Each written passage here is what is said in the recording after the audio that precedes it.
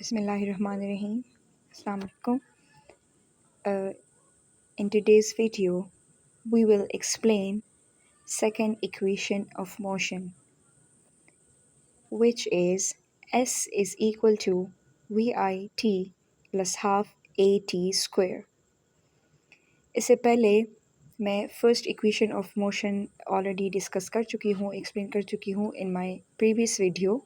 सो अगर किसी को फर्स्ट इक्वेशन ऑफ मोशन की वीडियो देखनी है so that is available on my YouTube channel. Now, in this equation of motion, this S represent displacement, VI represent initial velocity, A represent acceleration, and T represent time. So basically, this equation gives the relationship between displacement, initial velocity, acceleration, and time. Now, जिस तरह मैंने उस video में discuss किया था कि to derive all the three equation of motion, there are two basic conditions for that. And the first condition is the object moves with constant acceleration. It means अगर किसी भी motion में acceleration change हो रहा है, so for that these equation of motion are not valid. तो जो भी motion होगा जिसमें acceleration of an object is changing, so for that the equations of motions are not valid. The second condition is the object must have some initial velocity. It means जब भी हम इसका graph draw करेंगे तो graph में जो velocity वाला coordinate होगा वो ओरिजिन से यानी ज़ीरो से स्टार्ट नहीं होगा, वो किसी भी स्पेसिफिक वेलोसिटी से स्टार्ट होगा. ये हो गए दो कंडीशंस. जब भी हम इक्वेशन ऑफ मोशन को डिराइव करेंगे so we will encounter these two conditions. Clear? Now we will draw the graph, and in the graph we know that there are two coordinates, horizontal coordinate and vertical coordinates. Horizontal coordinate, this is basically the origin point. इस पे हम time लेंगे because time is an independent quantity and we take independent quantity on x-axis. This is velocity which we take on y-axis because velocity is a dependent quantity, so we will take that on vertical axis. This is basically the straight line is basically the constant acceleration. We will draw perpendicular line on x-axis and draw another line. We will name this graph as 0a, b, c, and d. Now we know that this is acceleration because it's a velocity time graph, so the slope of velocity time graph is acceleration. Now from 0 to d, this is basically velocity, which is initial velocity. So if COD is initial velocity, then AB also equal to initial velocity because these are the parallel side of a rectangle. And if OA is time, then DB is also equal to T because these are also the parallel sides of a rectangle. There are basically two figures in this, two geometrical figures in this graph, which is a rectangle and a triangle.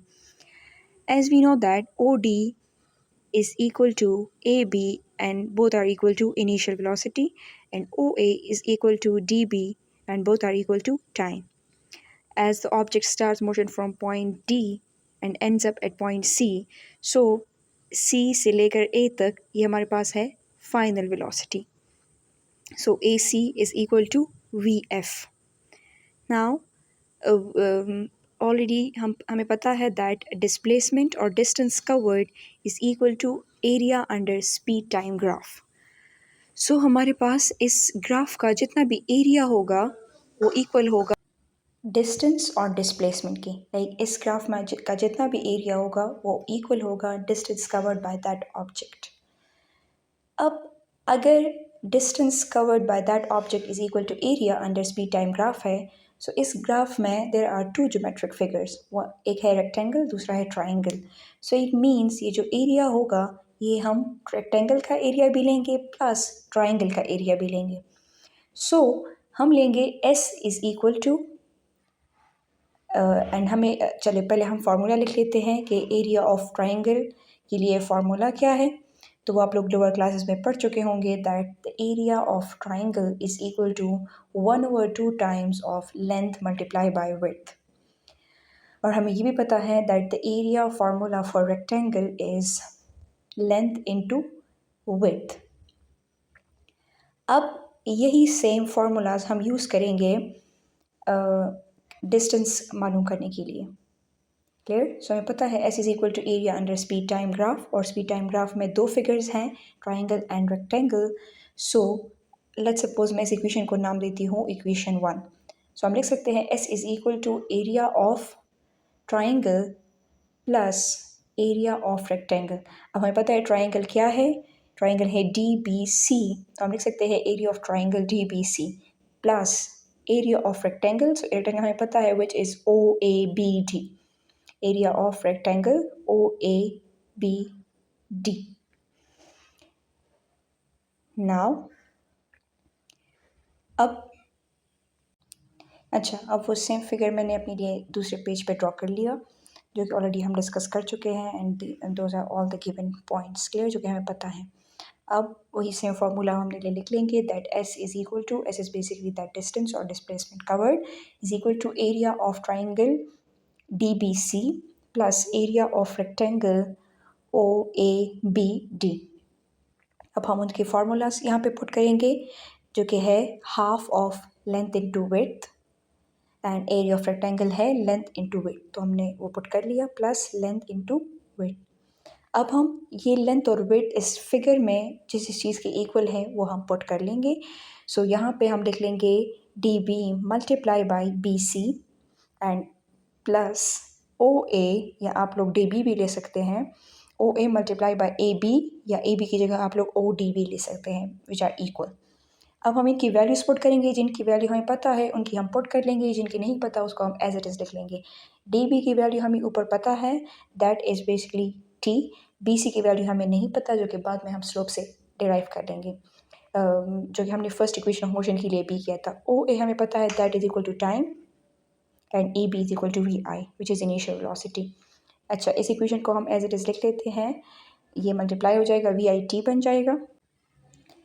अब हमें पता है slope is equal to del y divide by del x.